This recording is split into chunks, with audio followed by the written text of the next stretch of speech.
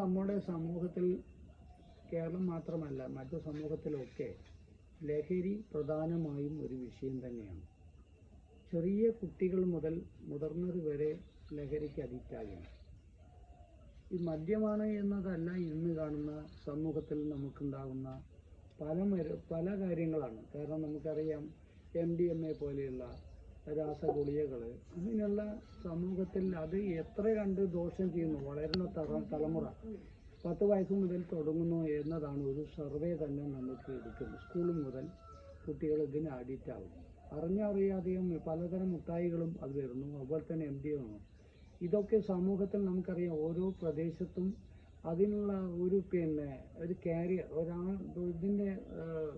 ഇതിൻ്റെ എല്ലാവിടെയും എത്തി. സ്കൂൾ കേന്ദ്രങ്ങളിൽ, കോളേജ് കേന്ദ്രങ്ങളിൽ, അങ്ങനെ എല്ലാ പ്രദേശങ്ങളിലും വ്യാപകമായി ഇത് അടിച്ചേൽപ്പിക്കുന്ന രീതിയിലേക്ക് ആളുകളുടെ ഇടയിലേക്ക്, കുട്ടികളുടെ ഇടയിലേക്ക് ഇറങ്ങിച്ചെല്ലുകയാണ്.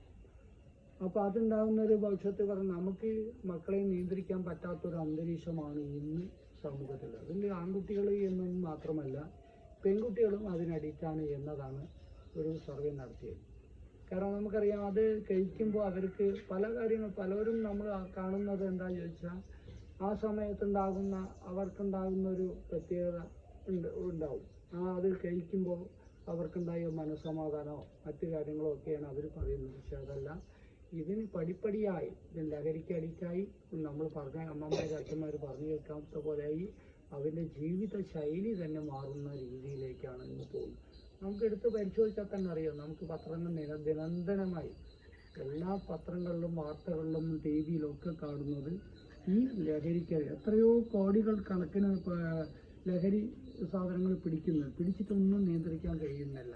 അത് ബോധവൽക്കരണത്തോടു കൂടി തന്നെ നമുക്ക് ചെയ്യാൻ കഴിയും. അപ്പോൾ നമുക്ക് വളരുന്ന തലമുറയെ ഒരു ഉത്തേജനം എന്നുള്ള നിലയ്ക്ക് നമുക്ക് എങ്ങനെയാണ് നമുക്ക് അവരെ നിയന്ത്രിക്കാൻ കഴിയുക എന്നതാണ് ഗവൺമെൻറ് ഒരു സന്ദേശം കൊടുക്കുന്നത്. അപ്പോൾ അതിൻ്റെ ഭാഗമായിട്ടാണ്. ഇപ്പം നമുക്കറിയാം ഇന്ന് നമ്മൾ വീടുകളിൽ പറയുമ്പോൾ അവർ വന്ന് ഒറ്റയ്ക്കിരുന്ന് റൂമിലിരുന്ന് പെൺകുട്ടികളാണെങ്കിലും ആൺകുട്ടികളാണെങ്കിലും ഒരു റൂമിലിരുന്ന് തനിയെ പഠിക്കുന്നുണ്ടാവും. പക്ഷെ നമുക്കത് അവരെന്താ കഴിച്ചെന്ന് നമുക്കറിയില്ല, അവരേതിയെ പോകുന്നറിയില്ല. ഇപ്പോൾ നമ്മളറിയാം നമ്മളെല്ലാം വീട്ടിൽ നിന്ന് എല്ലാ കുട്ടികളൊക്കെ പഠിക്കാൻ പോകുന്നു, ഹോസ്റ്റൽ വഴി നിന്ന് പഠിക്കുന്നു. അവിടെയൊക്കെ നടക്കുന്ന കാര്യങ്ങൾ നമ്മുടെ മനസ്സിലേക്ക് കുറേ ആഴത്തിലേക്ക് ചെല്ലേണ്ട വിഷയങ്ങളാണ്.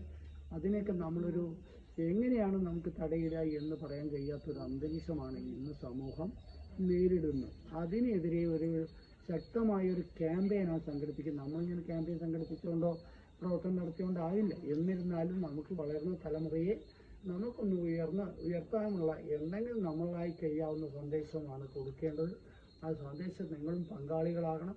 അതുപോലെ തന്നെ നിങ്ങൾ കഴിയാവുന്ന കാര്യങ്ങൾ നിങ്ങളുടെ വരും തലമുറകൾക്ക് പറഞ്ഞ് മനസ്സിലാക്കാനുള്ള സന്ദർഭം ഉണ്ടാക്കിയെടുക്കുക എന്ന് മാത്രമാണ് ഈ സന്ദേശത്തിൻ്റെ ലക്ഷ്യം. ഇവിടെ നമ്മൾ ഇത്തരം കാര്യങ്ങൾ അവതരിപ്പിക്കാൻ വേണ്ടി പറഞ്ഞിട്ടുണ്ട്. അതാണ് ഇവിടെ നമ്മൾ ഈ കാര്യങ്ങൾ കുറേ കാര്യങ്ങളുണ്ട്, ഇതൊന്നുമല്ല, ഒരുപാട് കാര്യങ്ങളുണ്ട്. ഇപ്പോൾ നമ്മൾ ലഹരിക്ക് അഡിക്റ്റായ കുട്ടികളുടെ ഓരോരോ കാര്യങ്ങൾ നമുക്ക് മനസ്സിലുണ്ട്. ഒരുപാട് ആളുകൾ വഴിതെറ്റിപ്പോയവരുണ്ട്, ആത്മഹത്യ ചെയ്തവരുണ്ട്. ആത്മഹത്യയിലേക്കാണ് ഏകദേശം പോകുന്നത്. അതൊക്കെ നമ്മൾ ഓരോരുത്തരുടെയും കാര്യങ്ങൾ പറയുമ്പോൾ നമുക്കും കൂടി തന്നെ അതിൽ വലിയ വിഷമം തോന്നും. ആ രൂപത്തിലേക്കാണ് പോകാതിരിക്കാൻ നമ്മൾ എന്തെല്ലാം ചെയ്യാൻ കഴിയും ഒറ്റ മനസ്സോട് ചെയ്യണം എന്ന് മാത്രം പറഞ്ഞുകൊണ്ട് എൻ്റെ വാക്കുകൾ അവസാനിപ്പിക്കും.